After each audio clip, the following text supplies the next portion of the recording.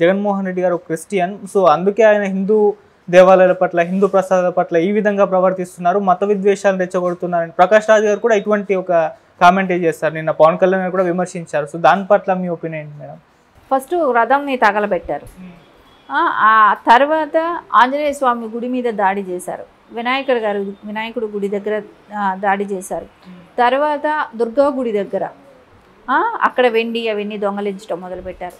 ప్రతి టెంపుల్, తిరుపతి మనం చూస్తూనే ఉన్నాం, గత 5 ఏళ్ళుగా ప్రజలందరూ గగ్గోలు పెడుతూనే ఉన్నారు. ఎక్కడ ఏ గుడి చూసినా కూడా వీళ్ళు ధ్వంసం చేయాలని, అక్కడ అపవిత్రం చేయాలనే ప్రయత్నంతోనే ఉన్నారు. సో దాని తాలూకునే కదా ఇప్పుడు ఇవన్నీ మనం చూస్తూనే ఉన్నాం. ఇలాంటి లడ్డు అంటే ఇప్పుడు ఎన్ని గుళ్ళు కలుషితం చేశారో, ఇలాంటి నెయ్యిలు పంపించి ఇలాంటి పదార్థాలతో ఎన్ని గుళ్ళు కలుషితం చేశారో అనేది ఇప్పుడు మనకు తెలుస్తుంది. ఎందుకంటే తమిళనాడులో కూడా ఎప్పుడైతే ఇక్కడ ఏ దగ్గర నుంచి అయితే వీళ్ళు నెయ్యి తీసుకొస్తున్నారో ఆక్వా దగ్గర నుంచి, అది చెన్నైలో కూడా వాళ్ళు అన్ని గుళ్ళు కూడా వాళ్ళు చెక్ చేసుకున్నారు, కానీ వాళ్ళు ఎవరూ తీసుకోవట్లేదంటే ఇక్కడ దానిలో నుంచి. ఓకే, ఎందుకు? అది కల్తీ అనేది అనకేమో వాళ్ళు ఎవరు ఆ గుడి ఎక్కడ తమిళనాడు టెంపుల్స్ ఏవి తీసుకోవట్లేదు, కానీ మొత్తం ఇది ఆంధ్రాకి సప్లై చేశారు. సో అంటే ఎక్కడ కల్తీ ఉన్న వాటినన్నీ ఎతికి పట్టుకొచ్చి తక్కువ రేటుకి, అంటే నాణ్యత గల వాటిని, ఇప్పుడు నందిని గీ అనేది గత కొన్ని సంవత్సరాలుగా అదే వస్తుంది, అలాంటి దాన్ని ఆపేసి తక్కువ రేటుకి వాళ్ళు ఆల్రెడీ ఇప్పుడు ఇచ్చినా కోట్ చేస్తున్నా కూడా వాళ్ళ పాపం తక్కువ, ఎందుకంటే అది గవర్నమెంట్ సంస్థ. సో దాని మూలాన తక్కువకి వాళ్ళు, అంటే గవర్నమెంట్ కొంచెం సపోర్ట్ చేస్తుంది టీటీడీకి ఇవ్వటానికి, కర్ణాటక గవర్నమెంట్ అని. అలాంటప్పుడు ఇంకా తక్కువకి ఇచ్చి 320కి ఎవరు నెయ్యి సరఫరా చేయగలుగుతారు వీళ్ళు ఇంత తక్కువకి రావటానికి?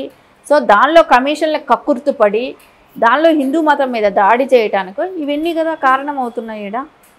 సో అందుకని ఇవన్నీ కూడా జగన్మోహన్ రెడ్డి అవన్నీ కుట్ర. ఈ అంటే వైవి సుబ్బారెడ్డి భార్య కూడా జగన్మోహన్ రెడ్డి రక్షక గోవింద అని కూడా నామాలు ఉచ్చరించారు. అది ఎక్కడ?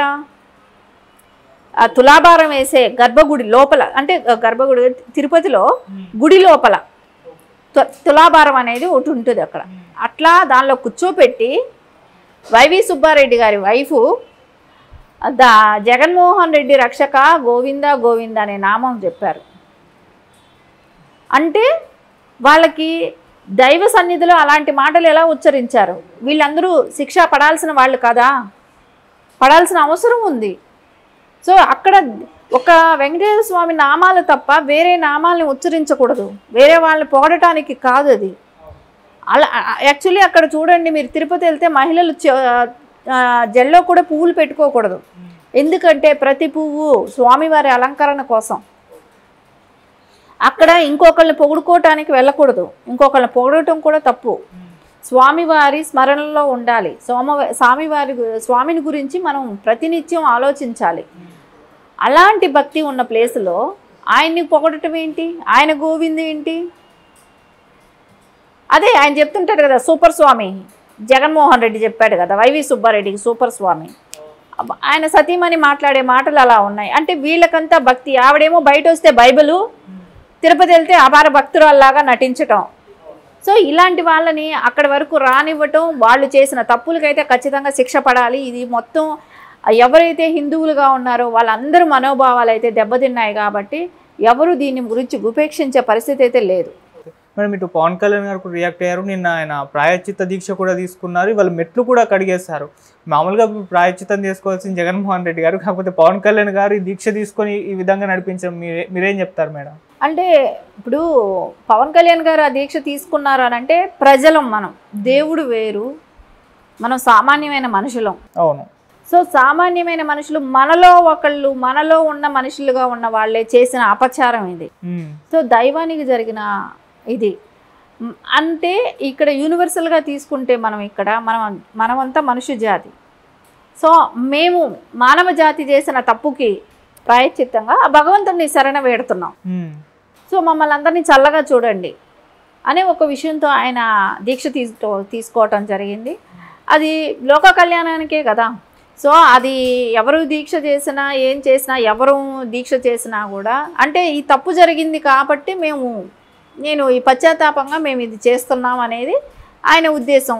అది చేస్తే అది మంచిదే కదా, చేయనివ్వ. మేడం ఇటు చంద్రబాబు నాయుడు గారు దీనిపైన సిట్ వేస్తా అన్నారు, ఎంక్వైరీ కూడా చేపిస్తానన్నారు.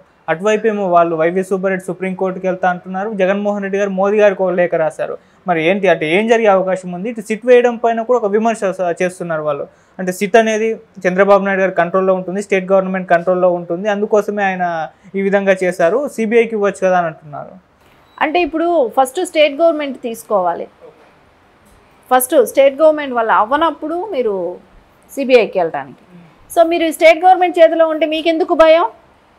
ఎక్కడ ఏది జరిగినా నిజాలు అనేది నిర్ధారణ అంటే అసలు లాజిక్ లేని క్వశ్చన్. ఇప్పుడు మీ వాళ్ళే చెప్తున్నారు కదా, బంగారం వెండిలో కలుస్తుందా, రాగిలో కలుస్తుందా, రాగి బంగారంలో కలుస్తుందా, ఇన్ని లాజిక్లు చెప్తున్నాడు కదా. ఆయనే చెప్తున్నాడు ఆ లాయరు. ఓకే, అతను ఏమంటున్నాడు,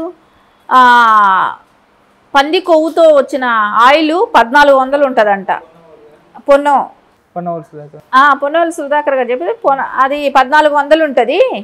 ఇది ఏముంది 320 కదా, అంత కాస్ట్లీ నూనె తీసుకొచ్చి దీనిలో కలుపుతారా అని అంటున్నాడు.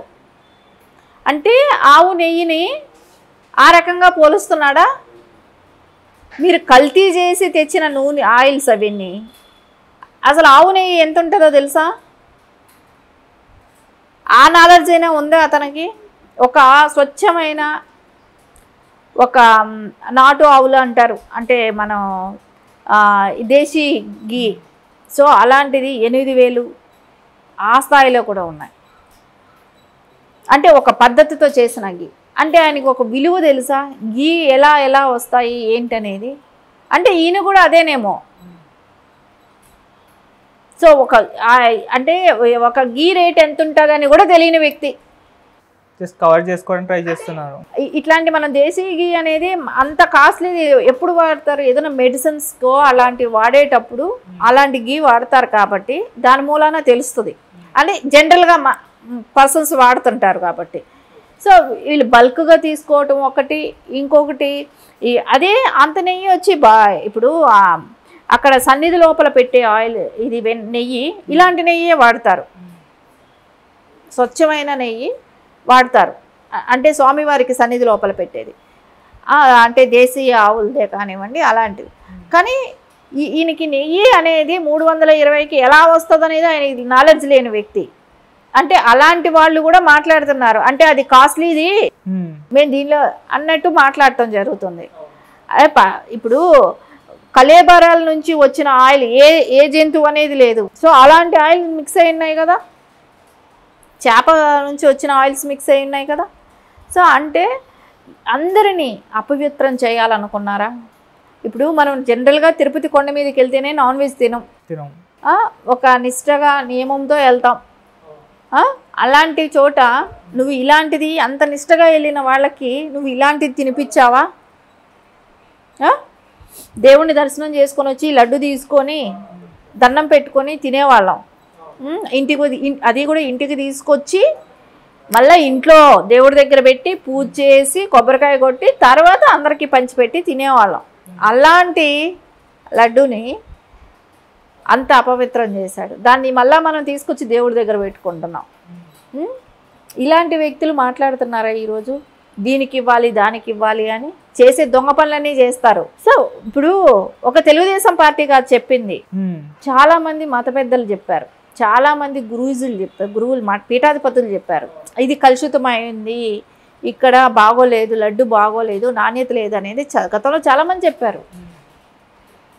అంటే పీఠాధిపతులు అంటే మనం ఓన్లీ మనకు తెలిసిన జగన్మోహన్ రెడ్డికి చెంచాలుగా ఉన్న 2-3 కాదు, వేరే వాళ్ళు చాలా మంది చెప్పటం జరిగింది. కానీ వాళ్ళని ఎవరిని పరిగణలోకి తీసుకోలేదు కదా.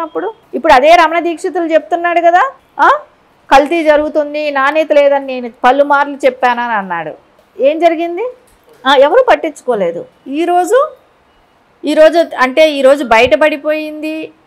మీరు దీనికి ఇవ్వండి దానికి ఇవ్వండి అని ఎంకరేజ్ చెప్పడానికి మీరెవరు? మీకు అనవసరం కదా. మీరు దొంగలైన వాళ్ళు మాకు ఇక్కడ కాదు అక్కడ కావాలని అడిగితే చేస్తారా? అసలు యాక్చువల్లీ అయితే స్టేట్ గవర్నమెంట్ చేస్తుంది, అది స్టేట్ గవర్నమెంట్ చేస్తుంది కదా. నీకెందుకు బాధ? నువ్వు కలిపావు వెళ్ళి, నువ్వు కాదు కదా, నువ్వు అపాయింట్ చేసిన వాళ్ళు కదా అలాంటి పనులు చేసింది. సో అపాయింట్ చేసిన వాడికి కూడా ఉంటుంది కదా. ఇప్పుడు దాని మీద నమ్మకం లేనాడిని నువ్వు తీసుకొచ్చి అక్కడ పెట్టడం తప్పు కదా, నువ్వు చేసిందైనా కూడా, జగన్మోహన్ రెడ్డి గారు చేసిందైనా. సో ఇప్పుడు అదే దాని తగ్గ ఇదైతే ప్రతిఫలం అయితే ఎవరైనా సరే ఇప్పుడు ఎవ్వరూ కూడా అలాంటి వ్యక్తులు ప్రజల్లోకి వెళ్ళాలంటే భయపడే స్థాయికి వచ్చారు. ఎందుకంటే హిందూ ధర్మాన్ని